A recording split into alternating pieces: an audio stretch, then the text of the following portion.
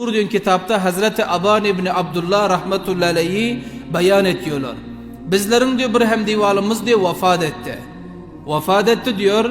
Bunun için bizler kabr kazmak için gittik diyor kabristana. Merdim diyor avval bir kabr kazdılar diyor. Kabr kazıp boluveren pillen şu kabrın içinde bir pişek yanak bir naşinas hayvan tapıldı diyor. Kavarası pişikçe var ama o hayvan hiç kim tanıyan yok diyor. Şul kabrın içinde tapıldı diyor. Merdim kabr kazanlar bunu her kanca kovacak oldular, çıkaracak oldular ama hiç çıkan yok. Hiç kabrdan kayıtmadı bol. Son bana ayttık diyor kabr kazıyonlara, ikilenci kabr kazın koyun mun dedik diyor. Bardılar da kabr kazıyonlar ikilenci kabr kazdılar. İkilenci kabr amade edip bulun bilen bunun içinden şurakan bir hayvan pişike benzeş ama pişik değil, pişikçe kavarası var. Naşinas hayvan ikilenci kabirden yine tapıldı diyor. Özü bet şekilde. Bizler ayttık diyor bunu çıkarın ama bu insanlar her kança talaş ettiler. Bu hayvan kabrin içinden çıkmadı diyor. Bizler mecbur kaldık. Üçüncü kabir gazın deyip ayttık diyor. Üçüncü kabir gazıldı. Üçüncü kabir gazıldı. Üçüncü kabir gazdık diyor. Yan tayyar boluveren bilen yeniden yankı hayvan o kabirde de tapıldı diyor. İndi ne dele? Avval kabirde tapıldı gel aysak ki bul ketek vardır diysek. İkilenci kabir gazdık ketek vardır diysek. Üçüncü kabir gazdık yine düşür hayvan bet şekil yeniden alımızdan çıktı diyor. Çıkaracak olan çıkan yok, kovsak giden yok. Ana şura bir bet şekil hayvan kavaras pişikçe. İndi bizlerden sorudu diyor. İndi bu ne dediler diyor da. Son bizler cevap verdik diyor. Bu hiç çare yok. Allah Tebarek ve Teala şunu takdir edendir. İndi şul ölüğünü getir şul kabra koyun dedik. Üçüncü kabr. Lihaza yankı diyor vefat eden insanı getir şul kabrın içinde koyduk diyor. Defin hak ettik. Defin hak edip bizler sahel ber kaydı veren pillen kabrın içinden çınani bir avaz geliyor. Kabrın içinden çınani bir avaz, çınani bir sada geliyor ki şu yerde insanlar hemmes korktular. Taaccüp ettiler, hayretzede buldular. Azizlerim, Allah Tebarek ve Teala kabrın azabını bendelerden gizla koyun. Bendelerden puşide de koyun. Ama bir vakit şirakam ibret için Allah bildiriyor. Bir vakit insanlar ibret alsın, pend alsın deyip Allah Tebarek ve Teala her zamanda, her mevsimde kabrın azabını insanlara bildiriyor.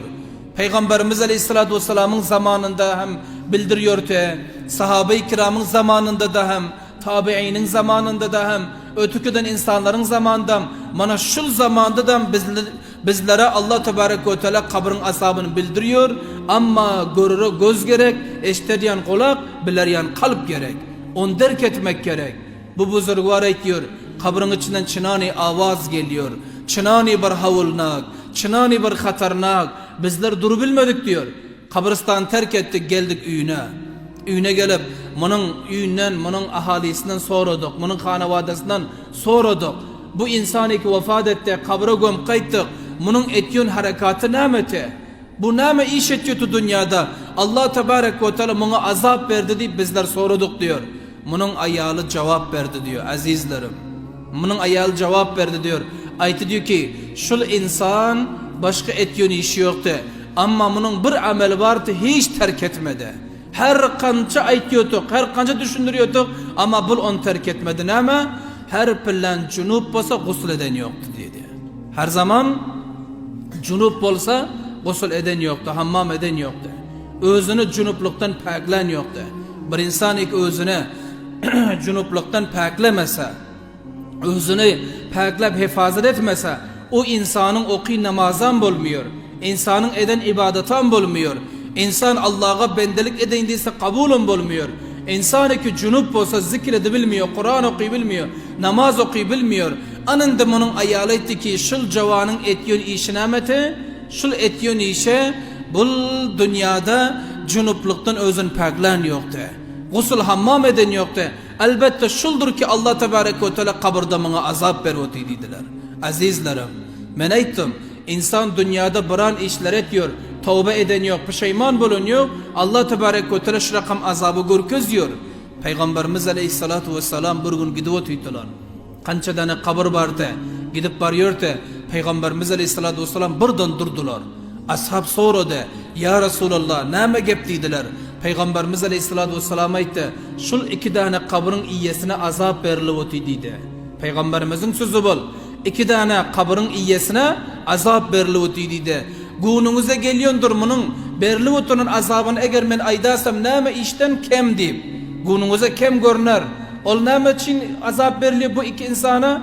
Payg'ambarimiz alayhissalom aytdi, bu insan iki qabring içinde azab görüp yetir, dünyada özünü siylikten peklen yoktu dedi. Özünü çay cevaptan peklen yoktu. Meydana oturuyordu, huşketmen libasını giyiyordu, iştahını giyiyordu. Ana bunun çay cevabı bunun iştahını degiyordu, libasını degiyordu, sıçırıyordu. Ana şunun özünü peklemediği için Allah tebarek ve teala kabirde azap verip deyip Peygamberimiz aleyhisselam ashabına aytdı. Bul bir. Ve ikinci kabire azap veriliyor ne için? Bakatır ki bu insan dünyada suhançinlik ediyordu. Gep gezdiriyordu. Bir insanın gepini o insana alıp barıp ediyordu. Onun gepini başka bir insana barıp ediyordu. Onun gepini başka alıp barıp ana şöyle gep gezdirip merdimin içinde uruş taşılıyordu. Müslümanların içine uruş taşılıyordu. Hali bırakım insanlar kana bir insanın hanavadanın gepini başka getiriyon var. Guzaranın içinde kelin, gaynatanın, gaynananın gepini barıp inesine ya atasına gurung veriyor. Guzaranda oğlan öz atasının ettiğin işlen başka gurung veriyor. Bu suhançinlik. Bir insanın guzaranın içinde zamanaki suhançinlik bolsa, onun gepini ona, on qin mına, mun qin ona, onda başka hemsaye mantıkada bu rakam günah, bu rakam hata kan buldu mu? Peygamberimiz aleyhissalatu vesselam aytdi, şul qabirdeki azap berilip yetir, bunun gununuza gelir, eşseniz maydeken azabı deyip, günahsı deyip, ama günahsı beter ketteken. Ol neme günah? Suhançinlik deyip, Peygamberimiz aleyhissalam aytdı. Azizlerim, dünyada insan her iş etsin, kabrin içine bunu görmeli. Hazreti Osman raziyallahu teala anhuna aytdı, kabrin yana barapla qatı ağlıyordular, qatı perişan buluyordular. Neme deyip? Aytıyordular ki kabir avvalin menzil diyordular. Anında bizler eğer vefat edersek kabrin içine barıp kabirde eğer rahat bulduk, bizlerin ayındamız rahat. Eğer Hudayna kastı kabirde bizler rahat bulmadık, onda bizler kıyamette de şu rakam kıyınçılık görmeli. Allah tebarek ve teala özü koruysun. Bu takriben